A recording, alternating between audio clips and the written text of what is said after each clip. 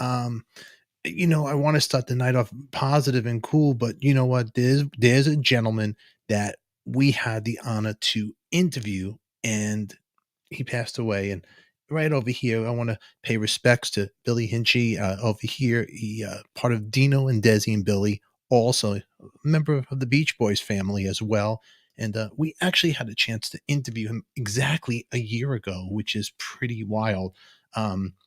But we're going to start the show in a positive note. He has a lot of stories, and I actually re-downloaded that video, and I want to share you all the stories he has. But before we get started, if it's your first time here, we are a music channel. We have vinyl, we have interviews. It's your ultimate intimate conversation with your favorite artist. Also, the first Saturday of each month, we do a vinyl showdown where you actually can win games from us.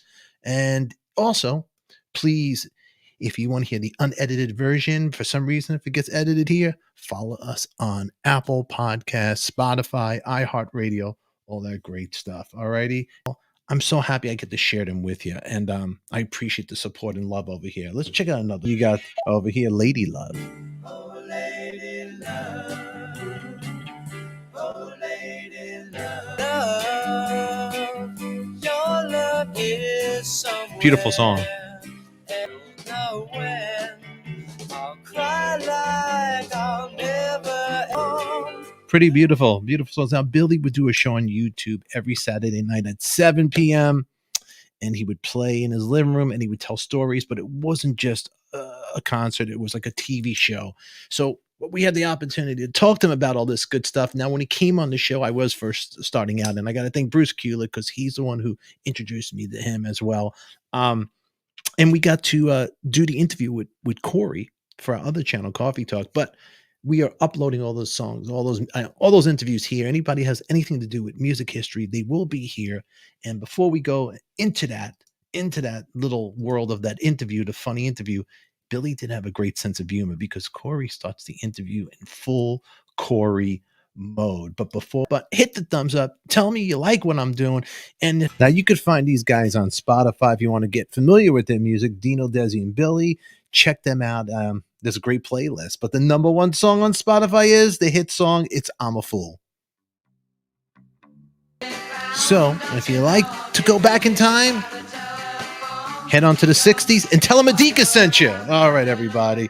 Now we're going to roll into the interview. We're going to go transport back to exactly a year ago when I got the chance to sit down with Billy and our crazy shenanigans. Now, if you know me, that's what we're all about. We're about a good time. And you know what? At the end of the interview, you could tell in the beginning, he's a little, what did I just get myself into? And at the end, he turned out to be like into it. And didn't even want to leave, was telling more stories. But here it is. Check it out. And you know what? Our prayers and thoughts go out to Billy's family. Billy, thank you for the good music that you did do, and that you're still doing somewhere good. Okay, here you go, ladies and gentlemen. Desi and Billy Hinsche. Billy, welcome, Billy. Welcome, huh? How about Corey? I'd love you more if you pronounce my name correctly. Hinsche? Oh, there we go. Hinsche. Oh, Hinsche. Got it. You know, I got to tell you something. Yeah. Really, Billy, it's an honor to have you here. But I got to tell you something. This My is pleasure. why I'm going to tell you something. And if you could hear me, this man got fired from Circus Magazine. He doesn't do anything right. I've Corey. only read his name. I've never heard it. I've only rered it. Yeah, thank you very much, Let me Corey. say, you know, I got fired once too. I used to work at an origami factory till it folded. Till it That's folded. You know. Anyway, Billy, you could come on. Started. Let's get it started. Billy, what got you into rock and roll? What were you listening to? Sure. Well, actually, it was really even earlier than high school. It was grammar school. Everybody asks me, well, how did you and Dino and Desi get started? It started at school. We were friends. Dino was my best friend for many, many years. And we got bit by the bug, the Beatle bug, like so many other people. So I already had a background in music in the sense that I had piano tutors growing up, and I liked the violin at age 7 for some reason. I wanted to learn that, and then I learned ukulele in Hawaii when The family went on a trip there, so I had a basis for understanding of guitar.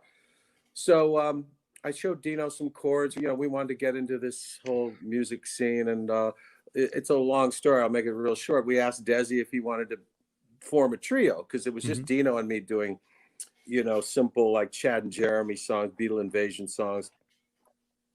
And that's how the trio started. We were a garage band like so many others, except the only difference is we were rehearsing in Lucille Ball's garage. That was the difference. On Roxbury. That's right, 1000 North Roxbury, exactly. And then we moved over to Dino's house, and we had a little bit more room to practice. And one day Dino called and said, come over to the house tomorrow. Frank Sinatra's going to be here. We're going to audition for his label Reprise. So we went over to the house, and there they were sitting at the bar, Dean Martin, Frank Sinatra. Where else would they be? In the kitchen? Of course they're going to be at the bar. Whoa, hold on. There they were, old Blue Eyes and old Red Eyes. And wow. We played a couple of songs, probably Twist and Shout and bits and pieces, DC5. And after we'd done our little audition, Mr. Sinatra walked over and said, how'd you boys like to have a contract with my label, Reprise? And we said, sure, Mr. Sinatra, in our little tiny voices. And we did 4 albums with Reprise. Sullivan Show and all the different TV shows of the era in LA. Shindig, Shivery, Hullabaloo. You taught Dean guitar, correct? Yeah, you taught him the chords. True. Yeah. Wow. I think he learned on that old acoustic, that flamenco guitar. There's an album cover of Dean Martin, like by the fireplace, with pensively holding a guitar. You know what I mean? I think that's the guitar that I taught Dino on. And then we graduated quickly from acoustic to electric because we realized Desi's drowning us out. We can't have this. So we went electric, and that's when we got our Vox amps. As you mentioned, we had an endorsement from them. We were Beatles fans for sure. I got a 12-string Rickenbacker because I'd seen Harrison play one in Hard Day's Night. And of course, there was a handful of people at the time playing Rickenbackers. Roger McGuinn, who's a friend of mine, Carl Wilson, who was my brother-in-law, and Carl of the Beach Boys, in case your younger viewers don't know who I'm talking about. And so, and Dino was playing a Hofner bass. So yeah, we certainly adopted and tried to get the look and the feel and the sound of the Beatles, like everybody else. Like everybody else did. Yeah. I bet you remember where you were when they hit Ed Sullivan, huh? Do you remember that day watching them on? Oh yeah, I remember the Beatles coming to America. I saw them at the Hollywood Bowl twice. Yeah. What was that like? That experience? Yeah, 64, 65. It was insane. It was everything that you read about and heard about, and the DJs, they really wound the audience up. You're waiting for the Beatles, and you don't want to see this opening act. But okay. And then they're backstage now, and they're Who was the opening act when you went? Ready now. What? Billy, who was the opening act for them? Do you remember who they were? Yeah, and I always get this slightly wrong, so help me out. I always say the Syndicate of Sound, but it's Sounds Incorporated, I think. Sounds Incorporated, yeah, okay.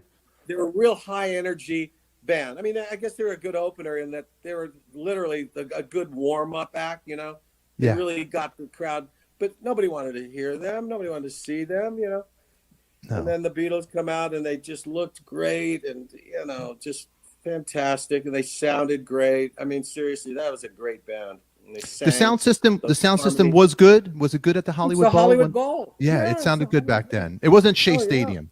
You couldn't hear it. Right. Yeah, and just the look of the stage. It was exciting. Just when they brought their guitars out. Beach Boys. Yeah. Okay, my first concert when I was a kid was Aqueduct Racetrack in New York. Endless Summer Tour. It was around, and Dennis Wilson came out saying, "You are so beautiful." It was great. You want to hear the story? You want to hear the "You Are So Beautiful" story? This is one of my best stories. Yes.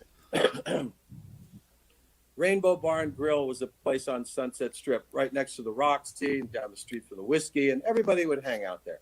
I'm sure your KISS buddies spent they know. Time there. And by the way, thanks to Bruce Kulick for introducing me to you and for doing this interview. Yes. So anyway, we would meet there at the Rainbow. Upstairs, they had a small, almost like a private bar, a little dance floor, and they would play music. But it was the gang that would congregate there uh, late, like closing time. It would usually be Danny Hutton, Three Dog Night, myself, Dennis Wilson sometimes, Brian Wilson sometimes, Billy Preston, Jerry Beckley from America, and it's like that crowd. So, and then we'd go to somebody's house afterwards, usually Danny's. But this particular night, we went to Jerry Beckley's apartment. It was a building on Kings Road in West Hollywood that was owned by Three Dog Night. Wow. So we're all friends, you know.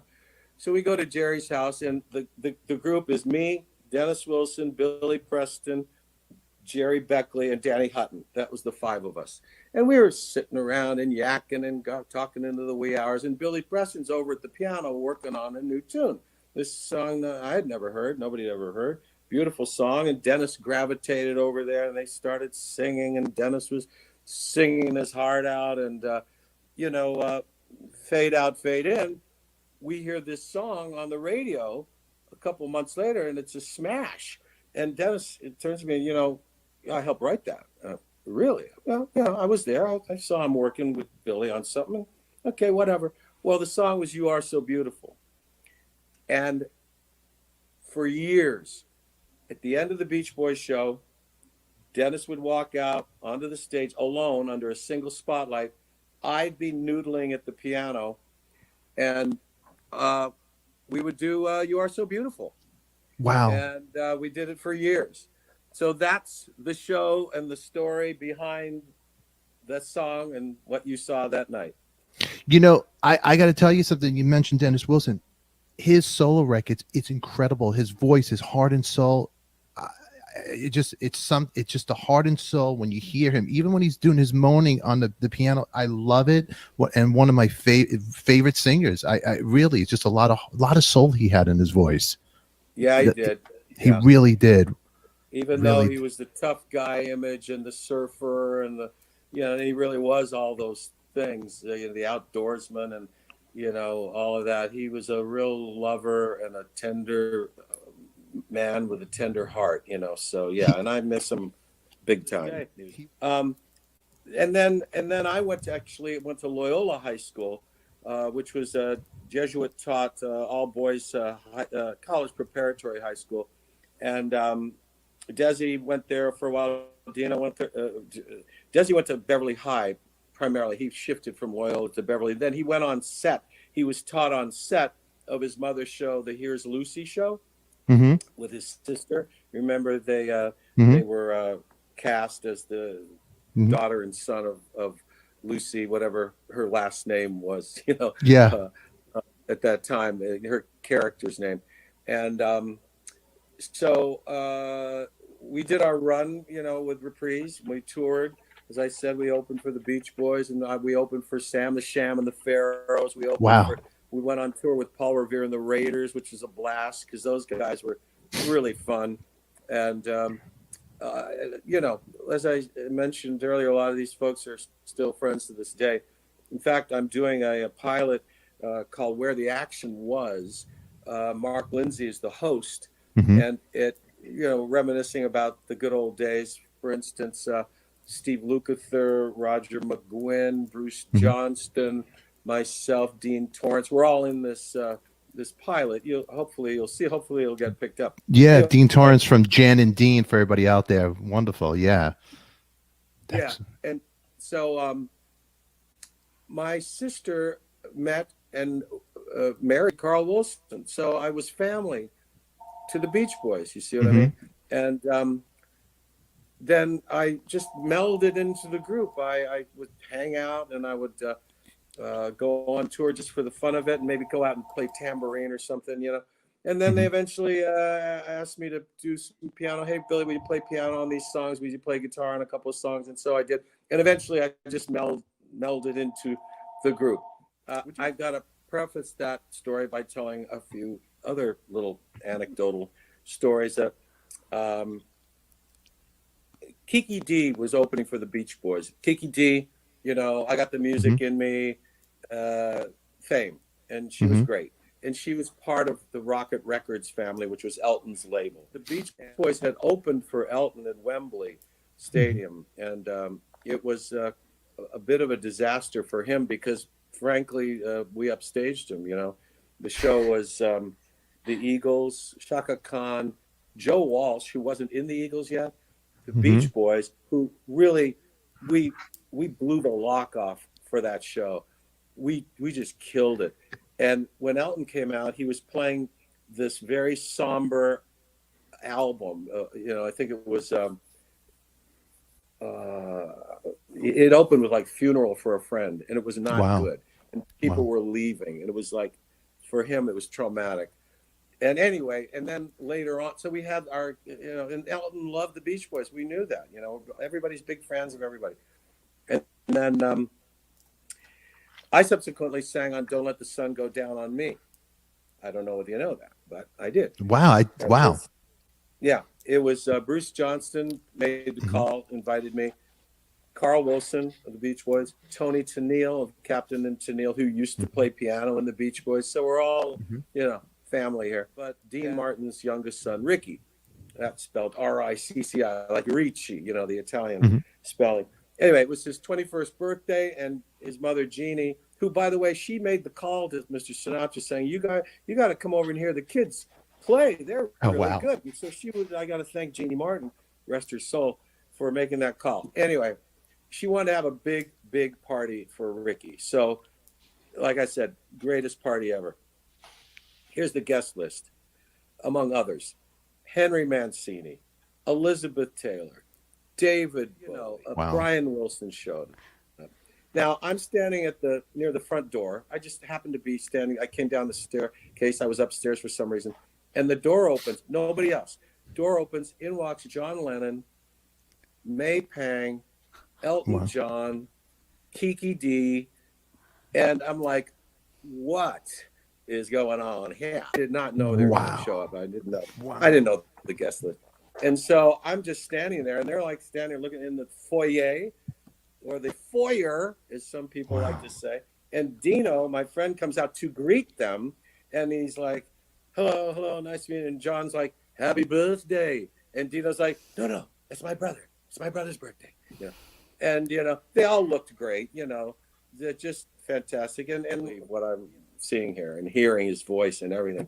And so, interestingly, they all congregated down by the same part of the bar area where Dino, Desi, and I had auditioned for Mr. Sinatra. And they're sitting on a couch, and John's standing behind Kiki. And since I knew Kiki from the road, I approached Kiki. But I was like looking right at her, you know what I mean? Like I was too intimidated to like make eye contact. But so I just said, hello, how are you? Nice to see you. Good to see you. And she's like, hi. She was a little uptight too, I think. And had I just said, would you introduce me to your friend, John?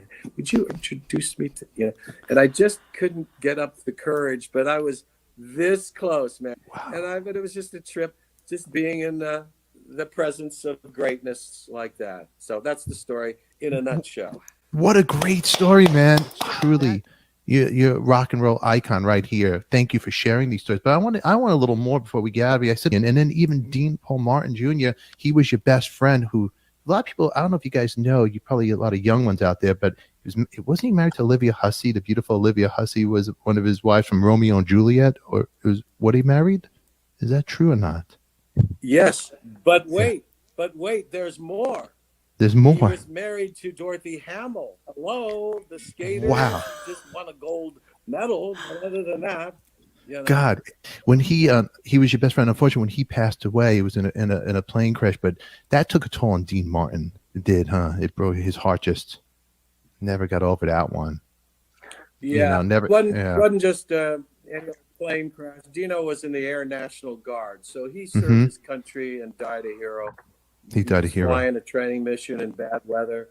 It was just one of those.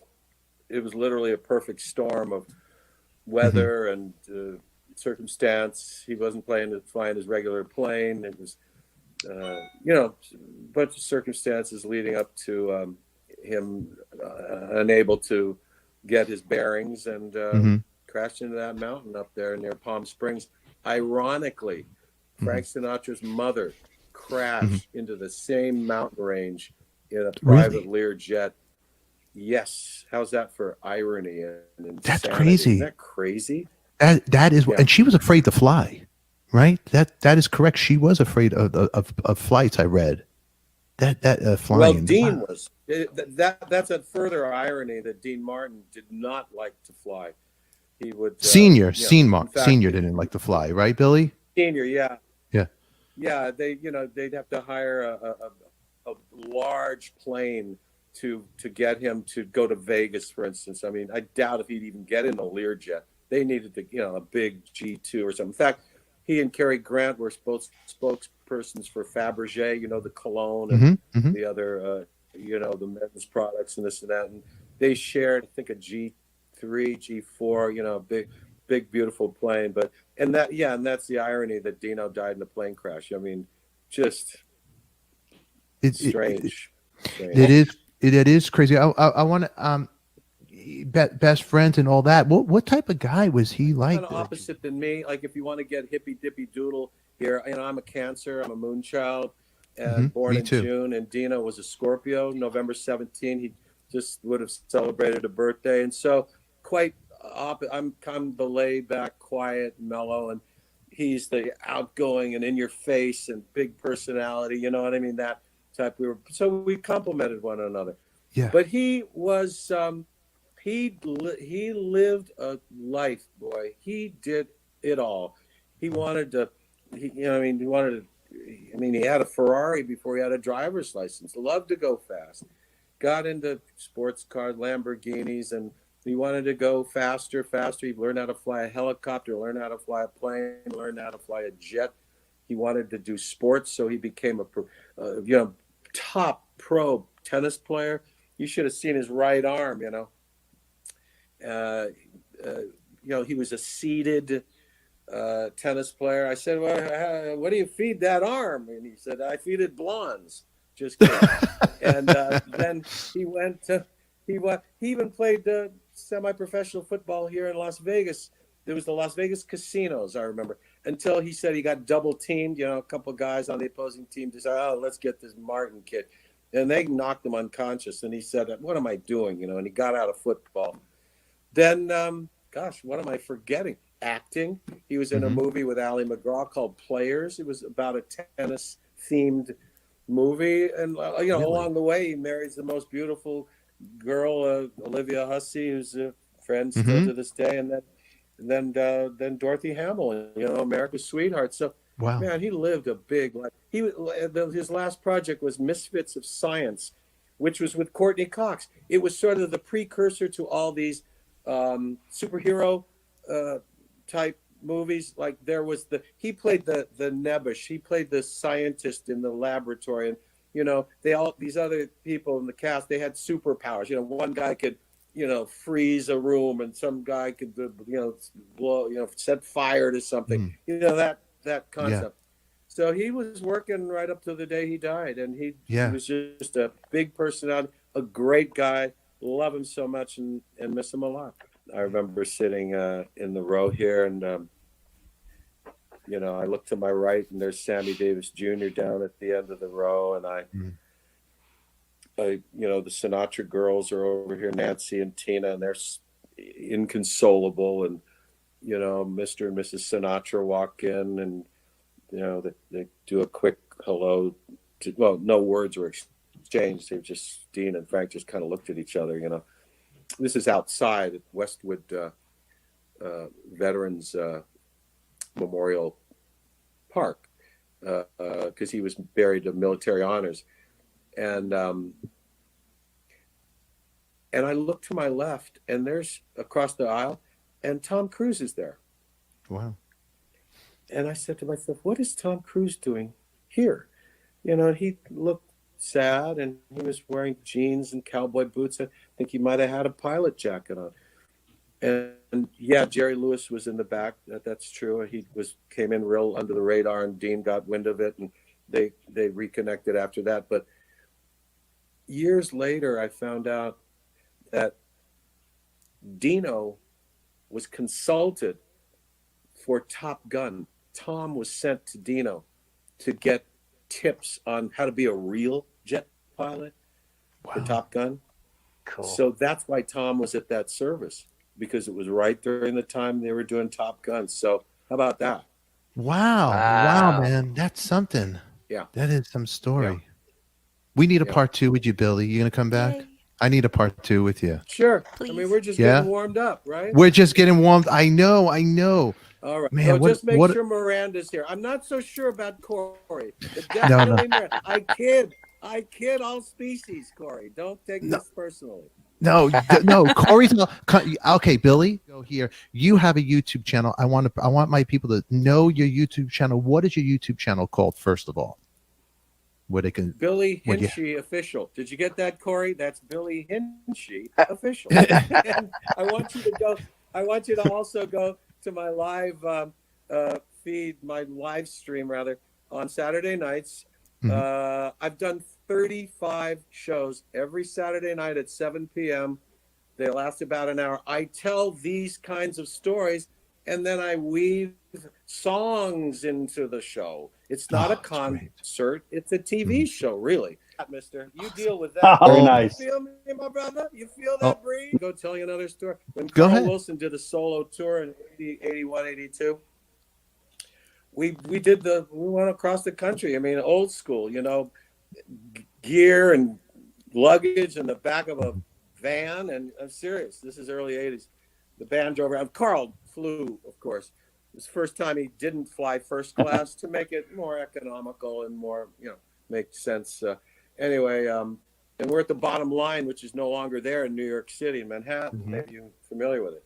And I think we did 2 shows. Anyway, after one of the shows, and the place is quite small, I don't want to say the dressing room was small, but it was a nail. Just kidding. And so after the show, I go out, to mingle in the audience. You know what I mean? I don't want to sit around that little tiny dressing room. And there's this guy, the audience is leaving, and I'm looking at this guy, and he's looking at me, and I'm looking back at him. And then he approaches, and he puts his hand out. Hi, Paul Stanley. Now, I had never seen Kiss without their makeup, so I didn't know Paul Stanley from Paul Schaefer, And then it clicked. Paul, hey, great to meet you. Hey, you want to say hi to Carl? Sure, So we went backstage, and I introduced, and they schmoozed, and it was a beautiful thing. And so Paul is a real great guy. He is a rock and roll trivia buff, him and Gene both. And Paul knew all about Dino, Desi Billy, and we recorded with Reprise and all this and that. So anyway, I guess that's my concluding story. End up on a happy note. End up on a happy note, everybody. That's what he says.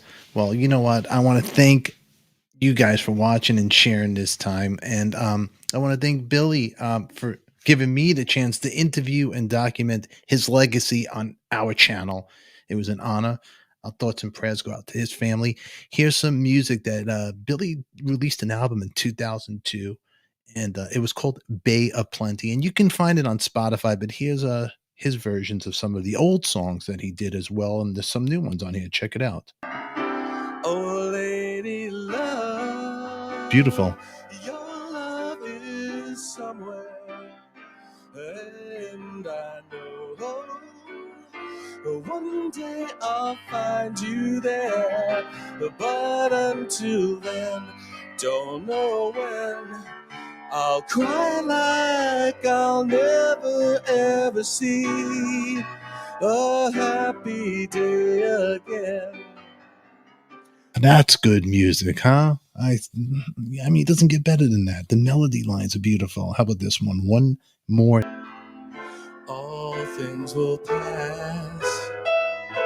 Yes, all things will pass. Beautiful. Well, this is what he would do every Saturday night at 7. So we get to do what he did right here and pay a little tribute to a wonderful musician, a wonderful fella, and a guy who actually had a good sense of humor and dealt with that, Corey.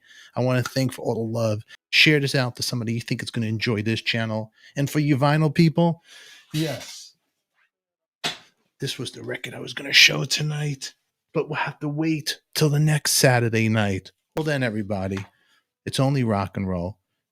We like it. And remember one thing, be good to each other. I want you guys to have a wonderful Thanksgiving out there. If I don't see you on Coffee Talk Monday, be good. Bye.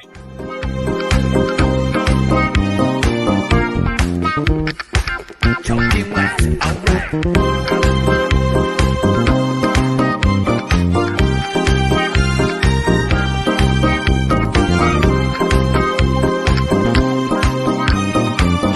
Talking wax. Talking wax.